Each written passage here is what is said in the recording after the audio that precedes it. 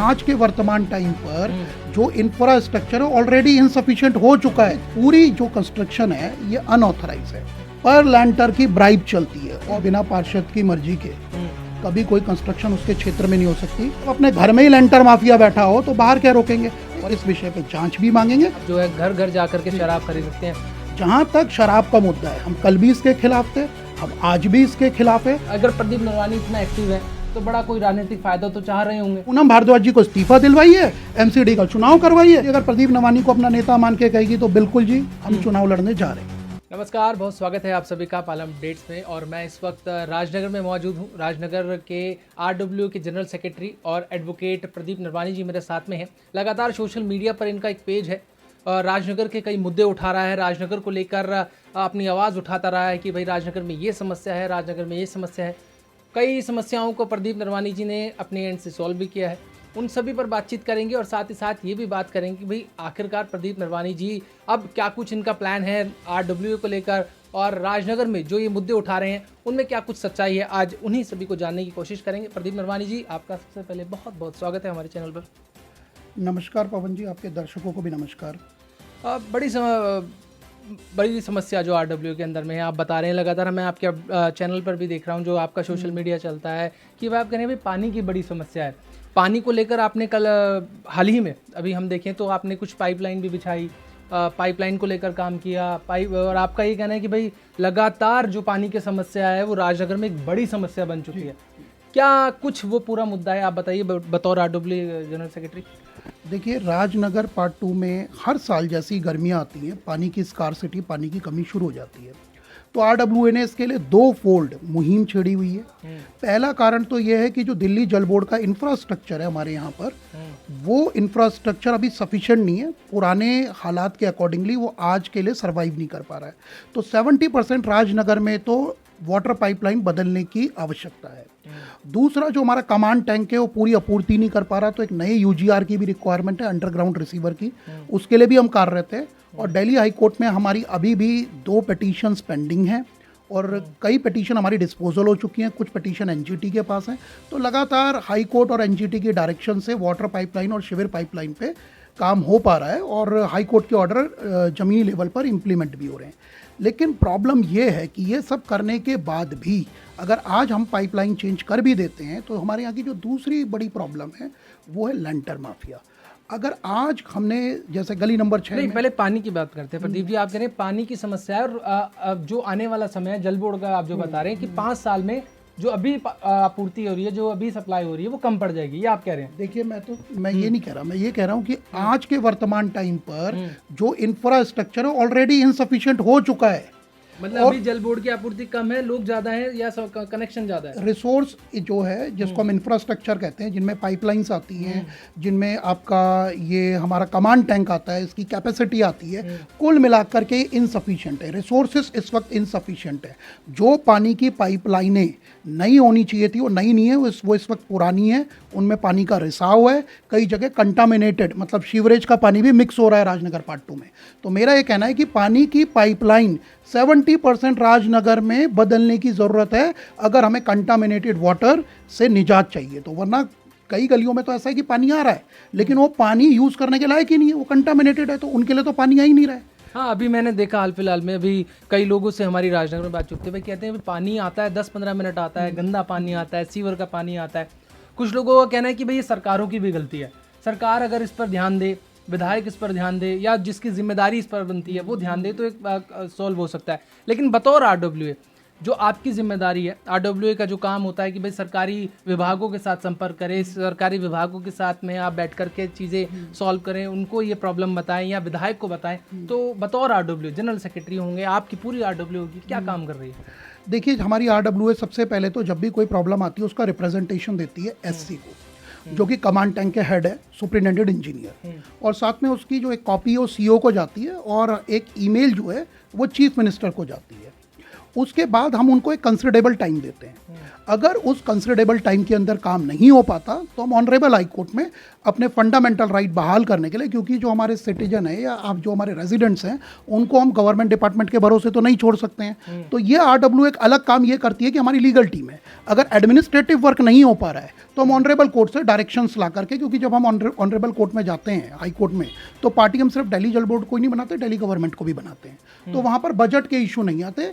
अगर कोई बजट का इशू है तो उसके लिए दिल्ली गवर्नमेंट को डायरेक्शन दी जाती है कि बजट रिलीज होगा, उसमें जो चीफ सेक्रेटरी होते हैं चाहे वो स्पेशल फंड से दें किसी और फंड से दें, कुल मिलाकर के जब एडमिनिस्ट्रेशन फेल हो जाता है और काम नहीं कर पाता तो हम कोर्ट जाकर के डायरेक्शन लाते हैं। लेकिन पहला प्रोसेस हमारा एडमिनिस्ट्रेटिव प्रोसेस है। क्या मतलब हम देखें कि राजनगर को कोर्ट में जाने के बाद RW के स्टेप के बाद में क्या फ़ायदा हुआ? देखिए, कॉन्स्टिट्यूशन में एक आर्टिकल होता है 226। 226 का मतलब ये है कि जब हमारे फंडामेंटल राइट कोई एडमिनिस्ट्रेटिव अथॉरिटी जो कि ड्यूटी बाउंड है वो रिजॉल्व नहीं कर पाती है तो कोई भी व्यक्ति ऑनरेबल हाई कोर्ट या आर्टिकल 32 कॉन्स्टिट्यूशन ऑफ इंडिया पे सुप्रीम कोर्ट का दरवाजा खटखटा सकता है कि जो एडमिनिस्ट्रेटिव अथॉरिटी थी, मैंने उस एडमिनिस्ट्रेटिव अथॉरिटी को जिसको एक काम करना चाहिए था मैं उसके पास जा चुका हूं, अब वो मेरा काम नहीं कर रहा और इससे मेरा फंडामेंटल राइट बाधित हो रहा है। तो उस फंडामेंटल राइट के लिए आर्टिकल 226 में हाई कोर्ट है और 32 में सुप्रीम कोर्ट ऑफ इंडिया है। और अगर ऑनरेबल कोर्ट को ये लगता है कि हमने अप्रोच किया और जो अथॉरिटी है, जो एडमिनिस्ट्रेटिव अथॉरिटी है, उसके पास सफिशिएंट रीजन नहीं है कि जो हमारी डिमांड है उसको पूरा करने के, तो उसी के लिए रिट बनी है, उसी के लिए डायरेक्शन आती है। बाकी तो रिट 4 तरीके की होती है, वो टेक्निकल एस्पेक्ट है। कुल मिलाकर के जब एडमिनिस्ट्रेटिव अथॉरिटी फंडामेंटल राइट आपका रिस्टोर नहीं कर पाती तो उसी के लिए रिट बना है, उसी के लिए हाई कोर्ट है, उसी के लिए सुप्रीम कोर्ट ऑफ इंडिया। तो ये RW कर सकता है प्रदीप जी? मतलब आम जानकारी के लिए लोग जो देख रहे हैं उनको भी पता लगे कि RW कर सकता है या आम व्यक्ति कोई भी जा सकता है सुप्रीम कोर्ट, हाई कोर्ट, भाई ये मेरे पास में राइट है और मैंने ये चीज़ें की, मुझे नहीं हुआ तो अब कोर्ट इसमें दखल दे। इसके लिए कोई भी व्यक्ति जिसका फंडामेंटल राइट का हनन हो रहा है, कोई भी व्यक्ति, बस वो भारत का सिटीजन होना चाहिए, कोई भी व्यक्ति honourable high court, honourable supreme court of India जा सकता है। जब हम लोग बात चर्चा कर रहे थे, आपने दूसरा मुद्दा उठाया लेंटर माफिया का। क्या है लेंटर माफिया राजनगर में? कैसे आप देख रहे हैं? क्या लोगों जो देख रहे हैं उनको पता लगे कि भाई राजनगर में आखिर में लेंटर माफिया क्या है? देखिए, कंस्ट्रक्शन जो है वो 2 तरीके की होती है पवन जी। पहली कंस्ट्रक्शन वो होती है जब कोई ओनर खुद उसको कंस्ट्रक्शन करता है, चाहे किसी बिल्डर से करवाए, कॉन्ट्रैक्टर से करवाए, किसी से भी करवाए, अपने पर्सनल यूज़ के लिए करता है और 2 फ्लैट, 3 फ्लैट, 4 फ्लैट अपने यूज़ के लिए बनाता है। ये तो होती है पहली कंस्ट्रक्शन। दूसरी कंस्ट्रक्शन जिसको हम लेंटर माफिया कहते हैं, वो कंस्ट्रक्शन वो होती है जब एक बिल्डर आता है, वो कॉलोनाइजर बनता है, 100 गज का प्लॉट खरीदता है, 200 का, 300 का, 400 का, एज पर द अवेलेबिलिटी, और उस 100 गज के ऊपर मैक्सिमम फ्लैट बनाता है, पर्सनल यूज के लिए नहीं, कमर्शियल फायदे के लिए, फ्लैट की सेल के लिए। जैसे 100 गज के प्लॉट पे अमूमन 8 फ्लैट बनाते हैं बिल्डर माफिया, और जो 200 गज का प्लॉट है उसमें 25 और उससे ऊपर तो 35 और 40 फ्लैट जाता है। तो इसको हम कहते हैं लेंटर माफिया, क्योंकि ये पूरी जो कंस्ट्रक्शन है ये अनऑथराइज है। उसके बाद ये क्या करते हैं, उसके बाद ये तो अपना कमर्शियल फ़ायदा लेकर के वहाँ से चले जाते हैं पूरे फ्लैट बेच करके। अब जो पूरे इन्होंने 8 फ्लैट, 35 फ्लैट एक कॉलोनाइजर बन के बनाए बिना किसी प्लान के, उस पूरा जो वर्कलोड है वो हमारी आ जाता है एग्जिस्टिंग ड्रिंकिंग वाटर पाइपलाइन के ऊपर, एग्जिस्टिंग सीवरेज लाइन के ऊपर। अब जो कैपेसिटी थी एक गली की वो तो थी 300 और 400 लोगों को सर्विस करने के लिए। अब लेंटर माफिया ने आज की डेट पर उस पर जो बढ़ा दिया है वो बढ़ा दिया तकरीबन 1200 से 1300 लोग। तो अगर आप 4 गुना लोड एग्जिस्टिंग रिसोर्सेस में देंगे तो फाइनली वो एग्जिस्टिंग रिसोर्स फेल हो जाते हैं। और उसी का कारण है कि जो हमारा अभी शिवरेज, अभी तो आप ये देख रहे हैं कि अभी हम पानी की दिक्कत से जूझ रहे हैं, थोड़े दिनों बाद जैसे ही बरसातें आएंगी यहाँ पर शिवरेज बैक मारने लग जाएंगे, क्योंकि जैसे ही पानी की रिक्वायरमेंट बढ़ेगी, पानी की आपूर्ति होगी, लगातार सीवरेज जो है वो ओवरलोडेड चले जाएंगे। तो कुल मिला के चाहे सीवरेज की समस्या हो, चाहे वो वाटर की रिसोर्सेज की समस्या हो, उसमें बहुत बड़ा हाथ है यहाँ के लेंटर माफिया का। तो लेंटर माफिया प्रदीप जी, लेकिन ये तो अपनी ज़मीन है, किसी ने ज़मीन खरीदी, वो कितना भी बनाए, मैं 4 फ्लोर बना, जितना मुझे अलाउड है गवर्नमेंट की तरफ से, जितना फुट में मैं उसके अंदर क्या कंस्ट्रक्शन कर रहा हूँ, ये तो मैं लीगली कर रहा हूँ। इलीगल तो ये नहीं है कि ये तो गवर्नमेंट भी जानती है कि लगातार जो है फ्लैट बन रहे हैं, लोगों की जनसंख्या बढ़ रही है, किसी कॉलोनी में पहले 4 मकान थे, अब फ्लैट बनने की वजह से उसमें ज़्यादा परिवार हो रहे हैं, ये चीज़ें तो लीगल ही हैं। देखिए, मैंने पहले ही आपसे कहा 2 चीज़ें, एक पर्सनल यूज़ की और एक जब बिल्डर वहाँ पर खरीद करके बनाता है। आप ऑनरेबल हाई कोर्ट का जजमेंट पढ़िए, पूरी दिल्ली में इस वक्त कंस्ट्रक्शन बैन है, बिना नक्शा अप्रूव कराए MCD का। तो जो आप कह रहे हैं कि वो लीगली है, पहले तो इलीगल है। जितनी भी कंस्ट्रक्शन हो रही हैं वो सारी की सारी कंस्ट्रक्शन अनऑथराइज है। पहले तो ये समझिए, दिल्ली हाई कोर्ट का जजमेंट है कि बिना नक्शा अप्रूव्ड कराए हुए आप कुछ नहीं कर सकते। लेकिन उसके बाद भी अगर कोई निवासी अपने रहने के लिए बना रहा है तो मैं बार बार कह रहा हूँ हम उसके विरोध में नहीं है, लेकिन आप मेरा पॉइंट समझिए। अगर एक बिल्डर आता है कोई 100 गज का प्लॉट, आप मेरा पॉइंट बार बार समझिए, ये समझना बहुत जरूरी है। This is the difference. अगर एक बिल्डर अपना कॉलोनाइजर बनता है, वो वहां पर एक कमर्शियल फायदा कमाने के लिए आता है और 200 गज का एक प्लॉट खरीदता है और उस 200 गज में जहां मुश्किल से पहले 2 परिवार रह रहे थे, वहां पर वो अपना 35 परिवार बसा के अपना पैसा लेकर के चले जाता है, हम उसके अगेंस्ट हैं। और हम ही नहीं, आप RWA, किसी भी RWA से बात करेंगे दिल्ली में, सभी उसके अगेंस्ट है, क्योंकि सभी को पता है इससे इंफ्रास्ट्रक्चर डैमेज होता है। और जब भी ये बनता है इसमें मिली भगत होती है, पर लेंटर का पैसा होता है। आप मुझसे ज़्यादा समझदार हैं कि वो पर लेंटर का पैसा कहाँ कहाँ जाता है। कौन करता है मिली भगत बात, कौन है? ये सब चीज़ें तो प्रशासन के जानकारी में होती होंगी चीज़ें। बिल्कुल बिल्कुल। इसमें हर व्यक्ति वो इन्वॉल्व होता होगा जो इस क्षेत्र से संबंधित है, चाहे फिर वो राजनीतिक तौर पर बैठे हुए लोग हैं या फिर प्रशासन के लोग हैं। कौन इन्वॉल्व होता है? कौन है लेंटर माफिया? देखिए, सबसे पहले तो आप एक लेंटर भी कंस्ट्रक्ट नहीं कर सकते without the permission of the JE and AE of the building department of MCD। तो सबसे पहले तो इसमें MCD दोषी है। उनके जो मैट हैं वो गली गली पर घूमते हैं, गली गली पर उनको पूरी इंफॉर्मेशन है कहाँ पर कौन सी कंस्ट्रक्शन हो रही है। पर लैंटर की ब्राइब चलती है और वो ब्राइब सिर्फ MCD डिपार्टमेंट तक सीमित नहीं रहती, वो उस राजनीतिक तंत्र का भी हिस्सा है जो इसको कंट्रोल करते हैं। तो कहने का मतलब है, नहीं, आप मतलब कह रहे हैं कि इस MCD के इलीगल कंस्ट्रक्शन में जो लेंटर माफिया है उसमें MCD के पार्षद भी इन्वॉल्व है। डायरेक्ट पार्षद की बात करें, डायरेक्ट बात करते हैं। देखिए, और आप कह रहे हैं कि MLA भी इन्वॉल्व होते हैं। पवन जी, बिना पार्षद की मर्जी के कभी कोई कंस्ट्रक्शन उसके क्षेत्र में नहीं हो सकती। और आज आप पूरा प्रिंट मीडिया देखिए, पूरा प्रिंट मीडिया मेहरौली कांड के बाद भरा पड़ा है और इस पे पार्षद की भूमिका और MCD के ऑफिसर की भूमिका पूरा प्रिंट मीडिया उठा रहा है। मैं नहीं, आज आपका पूरा प्रिंट मीडिया टूटा। अभी हम तो मैं फिर अपनी बात दोहरा रहा हूँ कि कोई भी अनऑथराइज कंस्ट्रक्शन बिना पार्षद की भूमिका के संभव नहीं है उसके वार्ड में। तो ये आप कह रहे हैं, हम लोग अभी राजनगर में हैं तो डायरेक्ट आप बोल रहे हैं कि यहाँ की जो पार्षद हैं पूनम भारद्वाज, उनकी इन्वॉल्वमेंट से इलीगल कंस्ट्रक्शन हो रहा है। तो मैं अगली बार मिलूं तो उनसे सवाल पूछूं कि प्रदीप नरवानी जो RWA के जनरल सेक्रेटरी हैं वो ये कह रहे हैं कि भाई आपकी सहमति से, यानी पूनम भारद्वाज की सहमति से यहाँ पर लगातार इलीगल कंस्ट्रक्शन हो रहे हैं। जब आप उससे अगली बार मिलें तो उन्हीं के परिवार के लोग हैं, उनका नाम है वीरेंद्र भारद्वाज एलियस बब्बल। ये खुद एक बिल्डर है और राजनगर पार्ट 2 में कंस्ट्रक्शन करते हैं और उनके जेठ है और उनके पति सुरेंद्र भारद्वाज के रियल ब्रदर हैं।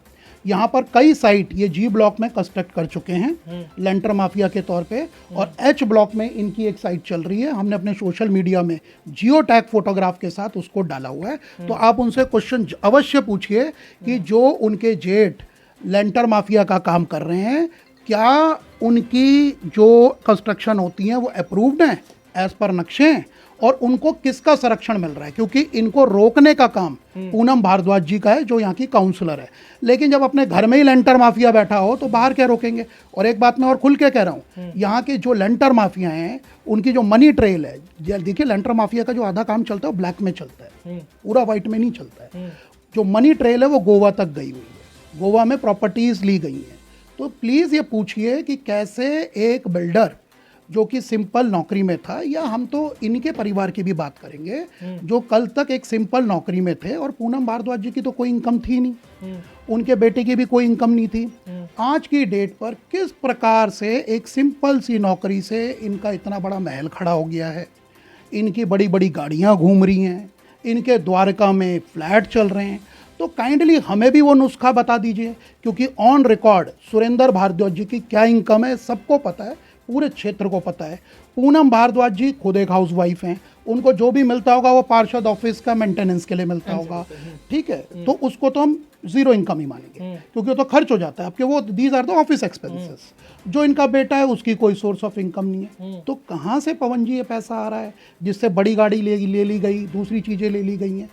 ये बड़ा विचारणीय क्वेश्चन है जो मैं आपके माध्यम से पूरी जनता के सामने भी रख रहा हूं, और ज़रूरत पड़ी तो हम ऑनरेबल हाई कोर्ट जा करके इस विषय पे जांच भी मांगेंगे इंडिपेंडेंट एजेंसी से, चाहे वो सीबीआई हो, चाहे वो इन्फोर्समेंट डायरेक्टरेट हो, चाहे वो इकोनॉमिक ऑफेंस विंग हो, लेकिन कोई independent agency. It may be also the crime branch, उसके लिए भी हम जा सकते हैं। वो तो हमारे हित खुले हुए हैं। अभी हम उसके लिए पूरी RWA की राय ले रहे हैं। आजकल हमने अपना सर्वे भी खोला हुआ है, और सर्वे के अंदर जो राजनगर की मैक्सिमम जनता है वो ये चाहती है कि RWA बिल्डर माफिया के ऊपर एक्शन ले, और उससे जुड़े हुए राजनीतिक तंत्र के जितने भी फाइनेंशियल रिसोर्सेज हैं, घोषित और अघोषित, उनकी इंडिपेंडेंट एजेंसी से जांच करवाएं।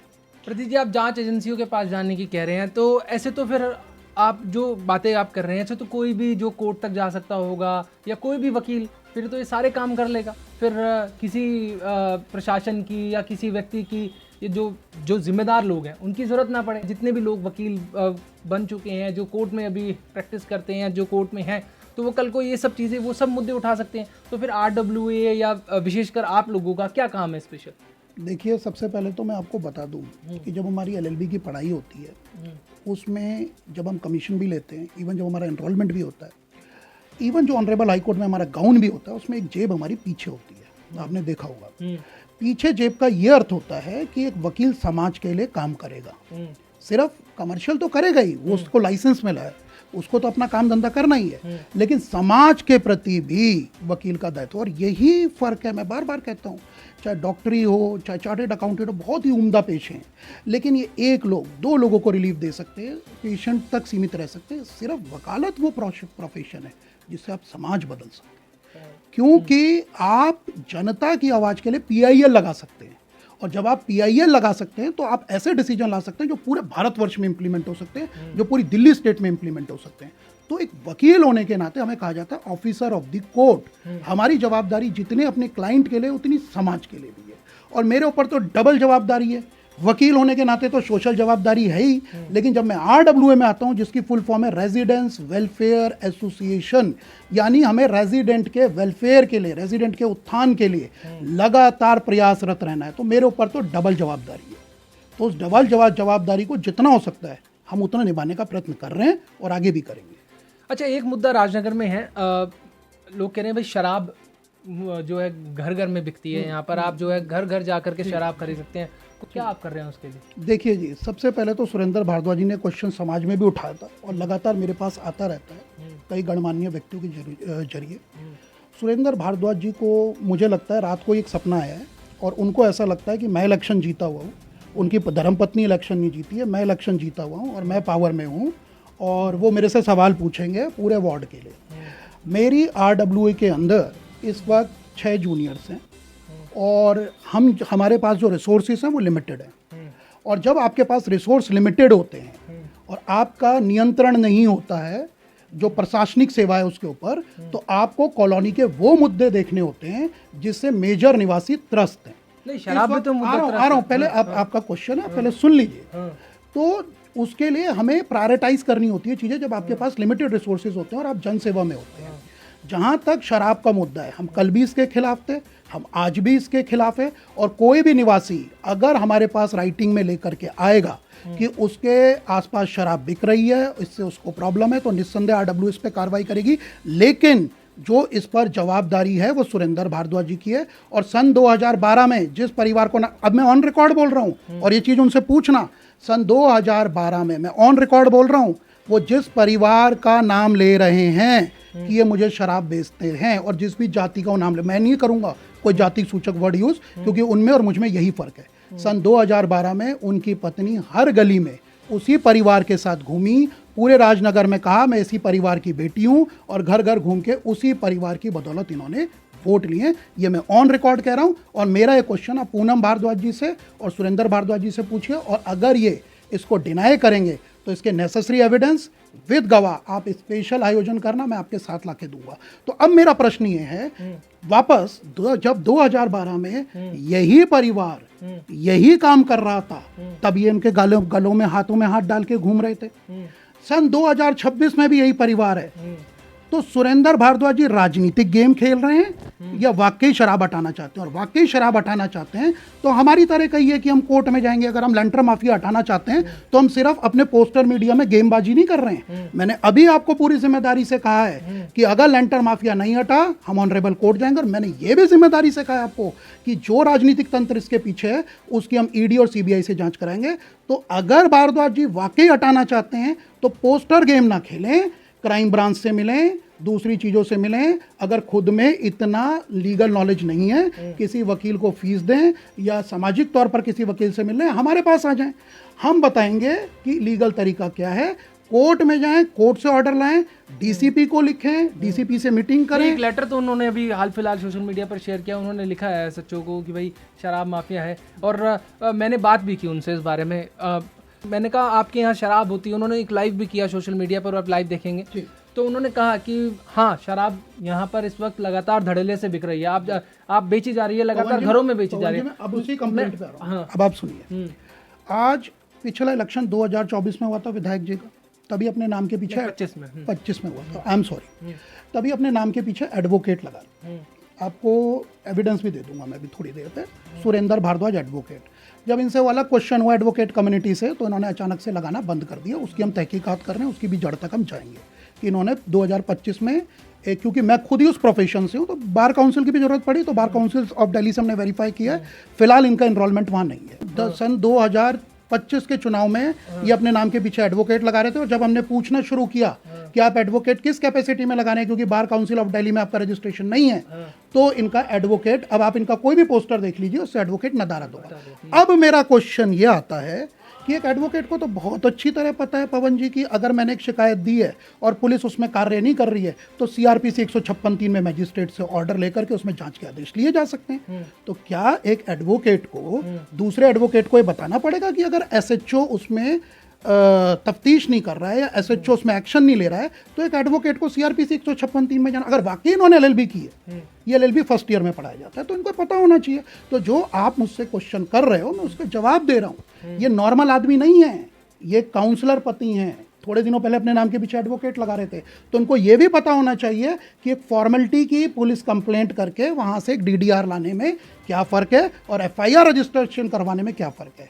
तो सुरेंद्र भारद्वाज जी से कहिए ये ड्रामा, ये छलावा पब्लिक के आगे ना करें, जैसा कि इन्होंने पानी के माध्यम से किया, छलावे के लिए मटके फोड़े। और अपने भाई कंस्ट्रक्शन के व्यापार में लगे हुए हैं, इनसे कहिए एक्शन लेना है तो उसके लिए 156(3) में जाइए। और ये मुझे बताने की जरूरत नहीं है, ये नाम के पीछे खुद ही एडवोकेट लगा रहते हैं। नहीं, लेकिन अभी ये शराब वाला मुद्दा है, ये बड़ा मुद्दा है। आप कह रहे हैं संसाधन कम है, जिस तरीके से आप कोर्ट जा रहे हैं बाकी मुद्दों के लिए जा रहे हैं, शराब वाले मुद्दे के लिए भी आप जा सकते हैं, क्योंकि ये बड़ा मुद्दा है। देखिए, जो समाज की बातें आप कर रहे हैं तो समाज के लिए तो ये भी जरूरी है। अगर किसी गली में 4 आदमी नहीं पीने वाले हैं और उसी की गली में अगर शराब बेची जा रही है इलीगल तरीके से तो वो तो गलत है। फिर वो 4 जो घर हैं उनके लिए तो वो चीज़ें बड़ी है ना। तो आप अपनी ओर से कुछ स्टेप तो आपकी ओर से होंगे, जिस तरीके से आप बाकी मुद्दों के लिए कोर्ट पहुंच रहे हैं, ये भी तो मुद्दा कोर्ट तक जा सकता है। बिल्कुल जी, हम इसके लिए भी कोर्ट जाएंगे, लेकिन मेरा सुरेंद्र भारद्वाज जी से आग्रह है। सुरेंद्र भारद्वाज जी का अलग मुद्दा, मैं बतौर आरडब्ल्यू प्रदीप नरवानी से पूछ रहा हूँ कि प्रदीप नरवानी क्या कोर्ट जाएंगे शराब के लिए? देखिए जी, अगर सुरेंद्र भारद्वाज जी से मुद्दा सॉल्व नहीं हुआ, क्योंकि वो उठा रहे हैं अभी, तो निश्चित तौर पर मैं कोर्ट जाऊंगा। पहले वो ये कहते हैं उनके बस की नहीं है, मैं जाऊंगा। और अगर मैंने आपको ऑन रिकॉर्ड कहा है, अब आप ऑन रिकॉर्ड सुरेंद्र भारद्वाज जी से पूछना क्या वो अपने भाई के लिए अदालत जाएंगे, क्या अपने भाई की जो उनकी कंस्ट्रक्शन साइट है क्या उसको रुकवाएंगे। और पहले तो और उनसे पूछना अगर प्रदीप नरवानी जी विफल हुए, मैं तो कह रहा हूं कि मैं कोर्ट जाऊंगा, सुरेंद्र भारद्वाज जी से अपना क्वेश्चन पुटअप कीजिए।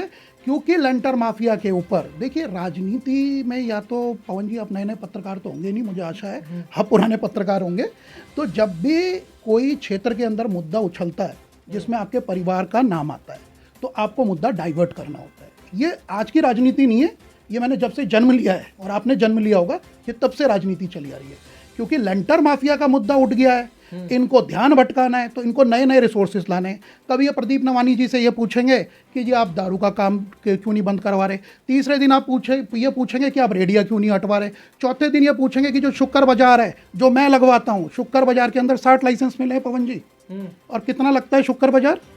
350। किसको जाती है कमीशन?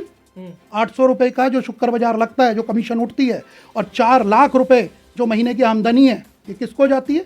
भारद्वाज जी इसका जवाब देंगे। और इसके लिए भी प्रदीप नरवानी कार्यरत है मेहरौली रोड से इंक्रोचमेंट हटाने का काम किसका था पवन जी? आप बताइए किसका होता है? एमसीडी का होता है। हाई कोर्ट से ऑर्डर लाके किसने हटवाई वहां से इंक्रोचमेंट? किसने वहां पर बुलडोजर चलवाए? आरडब्ल्यूए ने। रेलवे क्रॉसिंग से रेडियां हटाने का काम किसका था पवन जी? एमसीडी का। वहां कौन ड्राइव चलवाता है? वहां हम चलवा रहे हैं।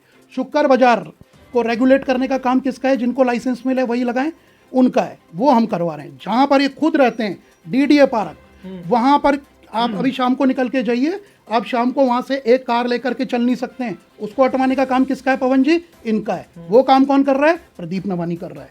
पूरी गलियों में रात को अंधेरे रहते हैं। खुद ममता बेकरी रोड, अभी आप 7 बजे आना, पूरी स्ट्रीट लाइट अंधेरों से डूबी हुई है।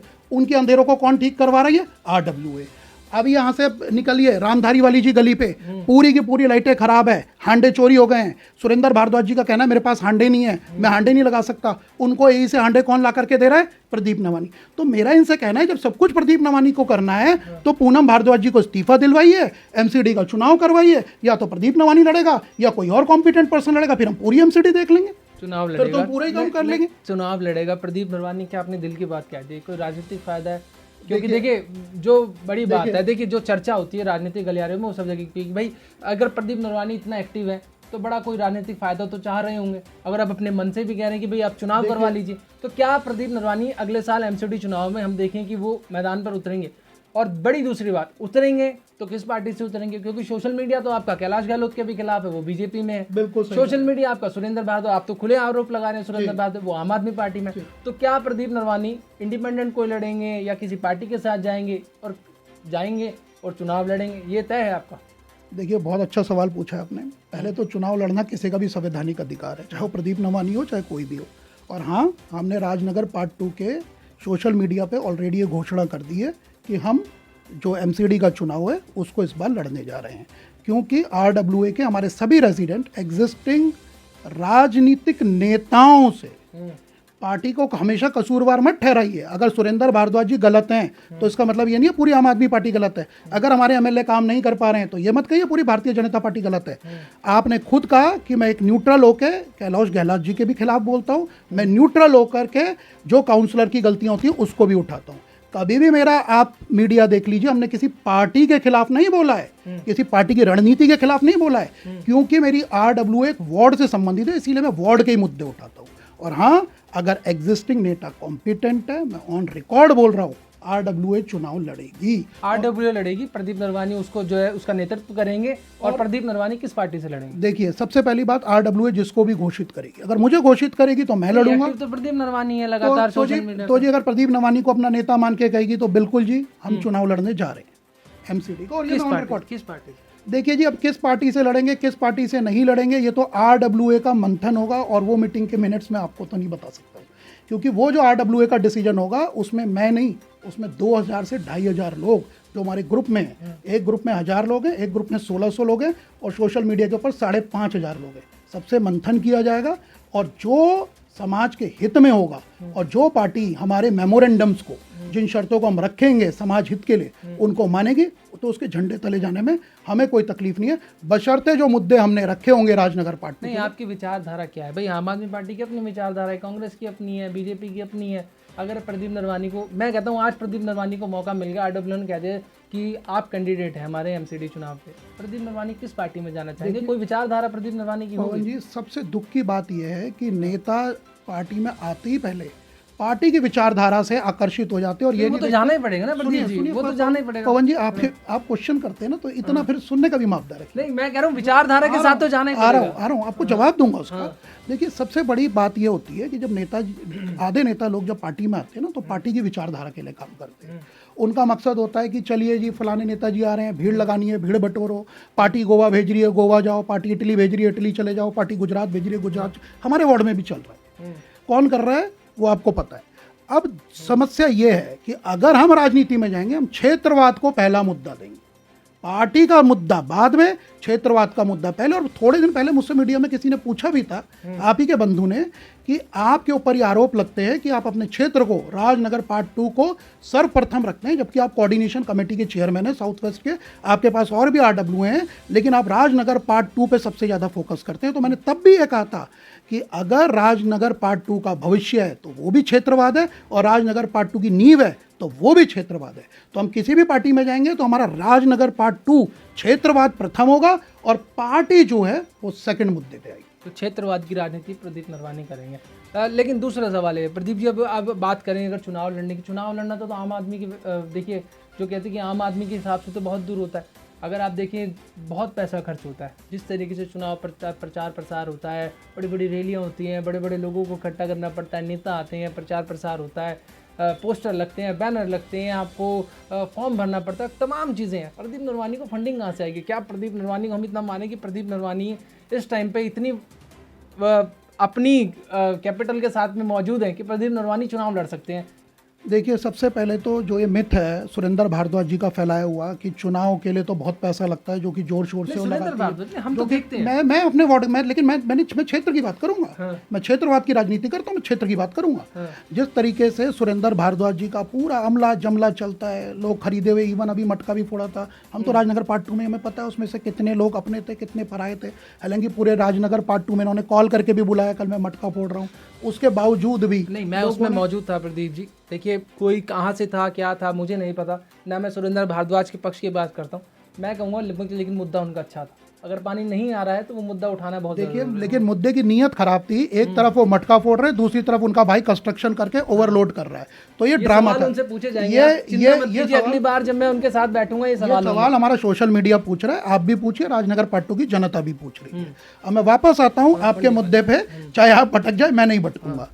फंडिंग का मुद्दा सुरेंद्र भारद्वाज जी लगातार मेरे ऊपर उठाते रहे, और मैं उनको ये बताना चाहूँगा कि अपनी ही पार्टी में, जब आपकी पार्टी 2014 में, आपकी तो है ही नहीं, केजरीवाल जी की पार्टी जब 2014 में आई थी ना साहब, तो उस समय उन परिवारों ने भी चुनाव लड़े थे जिनके पास 2 रोटी खाने को नहीं थी, और वो जीते हुए हैं। और अभी अभी बंगाल का चुनाव हुआ है, उसमें आपने देखा होगा एक महिला जो घरों का झाड़ू पोंछा करती थी, वो भी चुनाव लड़ करके जीत गई है। तो अगर एक महिला जो घरों का झाड़ू पोंछा करती है और वो चुनाव जीत सकती है, तो मैं आपको ये बताना चाहूँगा, पैसे खर्च करके लोगों के दिल नहीं जीते जाते पवन जी। लोगों के दिलों में अगर घर किया जाए अपनी सेवा से, अपने काम से, तो भी आप चुनाव जीत सकते हैं बिना पैसा खर्च किए हुए, विद इन योर लिमिटेशन। और जो भी मैं पैसा खर्च करूंगा मेरी इनकम टैक्स रिटर्न में वो रिफ्लेक्ट होगा। इससे बड़ी बात तो आपसे कह नहीं सकता। लेकिन प्रदीप जी 5,500 वोटों से जीते हैं वो पिछली बार। अगर आप सुरेंद्र भारद्वाज, पूनम भारद्वाज की पर बात करें, 5,500 वोट हैं, बड़ा अंतर होता है 5,500 अगर एमसीडी के चुनाव में देखें। क्योंकि अगर आप वही चुनाव, उनका एमसीडी चुनाव से आप अगर विधानसभा चले जाएंगे तो 10,500-11,000 वोटों का फर्क रह जाता है। 5,500 वोट एमसीडी में कैसे कम करेंगे आप? क्योंकि RW, क्या आप अभी से ही वही जो आप ये काम कर रहे हैं सब, ये लोगों को अट्रैक्ट करने का तरीका है कि भाई लोग मेरी तरफ आ जाएं, 1 साल में मैं अपना इतना PR, जिसको कहते हैं हम पब्लिक रिलेशन, मैं लोगों के साथ इतना अपना व्यवहार बना लूँ कि वो 5,500 में वोट कम कर पाऊंगा? पवन जी, मुझे लग रहा है आप सुरेंद्र भारद्वाज जी से बहुत सारी इनपुट लेके आए हैं। नहीं, इनपुट मैंने आपकी सोशल मीडिया से लिया है सर। मैं सुरेंद्र भारद्वाज से उतनी ही बात करता हूँ जितनी आपके साथ बैठ करके बातें कर रहा हूँ। वो हम देखेंगे भी, आपका इंटरव्यू आप पे नजर भी, आप मेरे पुराने इंटरव्यू भी उनके साथ देखेंगे तो मैंने उनसे सवाल पूछा जो आप पार्षद पति की बात करें सर। मैं अगर मेरे ऊपर सवाल उठ रहा है तो मैं मेरे ऊपर सवाल उठ रहा है तो पार्षद पति पे मैंने उनसे पूछा हुआ है कि क्या वो काम करते हैं, उनकी पत्नी काम करती है। आप चाहें तो मेरे चैनल पर जाकर के इंटरव्यू देख सकते हैं। वो हम देखेंगे, निश्चित तौर पर देखेंगे। आगे के भी इंटरव्यू पे हमारी PR टीम नजर रखेगी, और जो भी कुछ होगा उसको हम समाज के आगे हाईलाइट भी करेंगे। अब सवाल मैं आपका दोहराता हूँ। आपने मुझसे कहा कि वो 5,500 वोटों से जीते हुए हैं, यही आपका प्रश्न? हाँ, बिल्कुल। पवन जी, 2022 की बात, ठीक है। अगर कोई 5 साल पहले 5,000 छोड़िए 15,000 के मार्जिन से भी जीतता है, क्या इस बात की गारंटी होती है 5 साल बाद वही आएगा सत्ता पे? 5 साल बाद वो रिपीट करेगा या नहीं करेगा, ये डिपेंड करता है कि उसने कितना काम किया है और जनता कितना आशीर्वाद देगी। आप और मैं इसके लिए परेशान ना हो, इसके लिए जनता जनार्दन है, फैसला उन्हें करने दीजिए। जब वो फैसला करेंगे वो इलेक्शन कमीशन के माध्यम से आपको भी आएगा। तो आपका जो प्रश्न है कि अगर एक बारी कोई चुनाव जीत गया है तो 5 साल बाद सत्ता परिवर्तन नहीं हो सकता, वो एक इलॉजिकल क्वेश्चन है। और अगर नहीं, मैं सत्ता परिवर्तन की बात नहीं की, मैंने कहा आप कैसे टक्कर देंगे। मैंने आपसे पूछा कि आप कैसे टक्कर देंगे, मैंने ये नहीं कहा कि वो रिपीट हो जाएंगे या आप जीत जाएंगे, कौन जीतेगा। मैंने आपको बार बार कहा है आरडब्ल्यू अपने काम से बोलेगी। अभी भी अगर आप मेरे पास आए हैं ना पवन जी, पहली बार इंटरव्यू ले रहे हैं, तो आप मेरे काम को देख के आए। आप सिर्फ ये देख करके नहीं आए कि चलो जी किसी ने आपको सजेस्ट कर दिया प्रदीप नवानी जी से पूछ लो, वो पॉलिटिशियंस के अगेंस्ट कहता है तो चलो मैं भी। ऐसे पत्रकार नहीं है आप मेरा काम देख के आए। तो अगर आप काम देख के आए तो जनता भी काम देख रही है।